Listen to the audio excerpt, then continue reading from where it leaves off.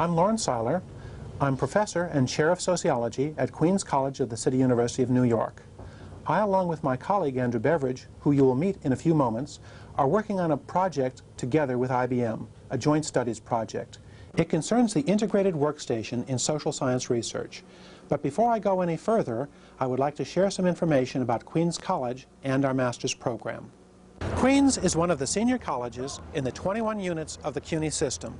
It enrolls over 16,000 students a year. Our program, a master's in sociology, is one in which applied social research is emphasized. Skills are developed in computers, communications, statistics, social theory, and research design. Now I'd like to introduce you to my colleague, Andrew Beveridge. Andy?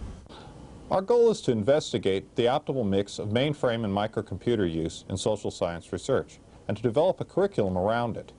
The IBM agreement has allowed us to assemble a computer laboratory. It is now possible for our students to learn social science research by actually doing it.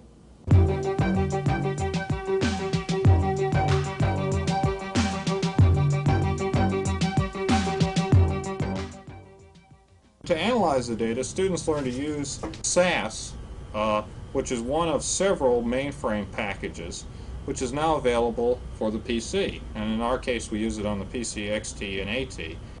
We have to delete the data statement. We want to put the name of your data set in the procedure statement. So let's get rid of this. Okay, we'll delete that line. Okay? Mm-hmm. Make sense? Yep. My name is Stefan Savage. I'm a lab assistant here for the Joint Studies Project. And my job is to teach people SAS, WordPerfect, and DOS. All right, print it out and you're done. Okay, thanks. PC SAS is an exact replica of mainframe SAS, so students can use the mainframe if necessary. It took about a week or two to feel comfortable with it, but once I started to relax in front of it, I really found it very easy to write programs and really have more control over my data, my tables, and what I wanted to do, and manipulate my variables, so it's not been too difficult. Having had an opportunity to do hands-on research using some of the state-of-the-art technology and the current software was a very real learning experience. I think it gave me good insight into just how good the tools of statistical research have become, and it really makes one inclined to think there's no limit to what you can do with a PC.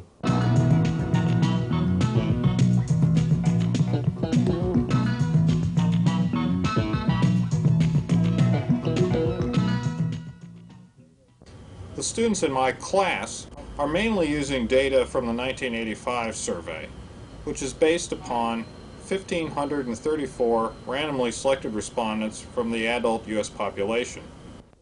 A better financial situation was also likely to be a factor in marital happiness. In addition, satisfaction with one's financial status similarly affected marital happiness. Satisfied with the job, satisfied with your marriage. I guess the Beatles were wrong in their song, Money Can't Buy Me Love. Well, according to the GSS survey, money can buy you happiness and marriage. And such a data set is relatively large for social science, and that's why we feel it's a good one to use for our study. In my results, I have found that, okay, in one of the results, age versus satisfaction with financial situation, I have found that overall, individuals between the ages of 30 and 59 years are overall more satisfied with their financial situation than any other age group. I feel this is important within a family because a lot of times financial situation has a lot to do with how an individual perceives his family. It has a lot to do with the closeness of the family, making or breaking of a marriage.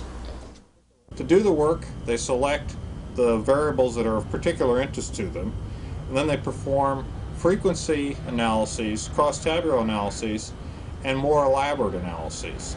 At this present moment, they have completed most of their cross-tabular analyses and are getting ready to write up their final report for the first term of the course. Next term, we plan for them to learn multivariate techniques.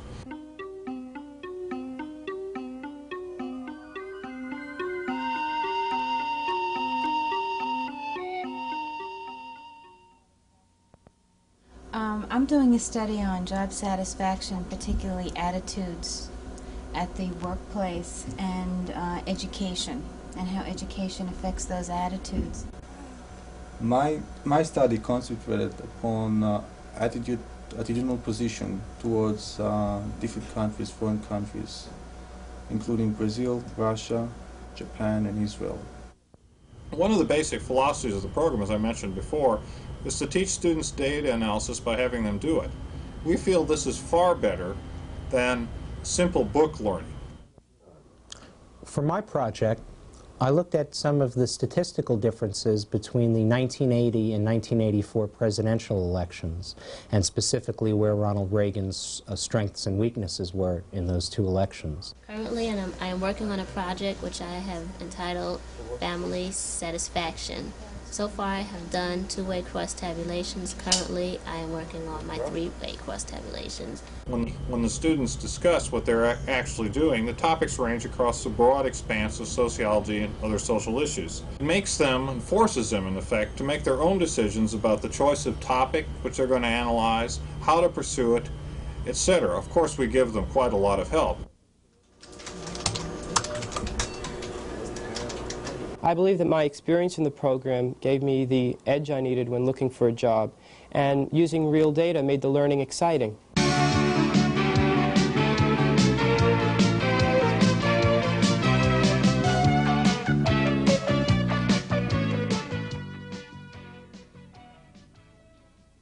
To date, our students have found jobs at IBM, New York Hospital, Harry Heller Research, Russell Research, Procter & Gamble, and Response Analysis, to name just some of the employers.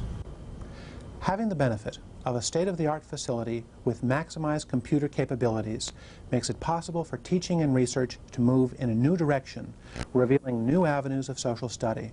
Students themselves are able to initiate sophisticated research and in the process gain valuable skills and experience necessary for today's job market.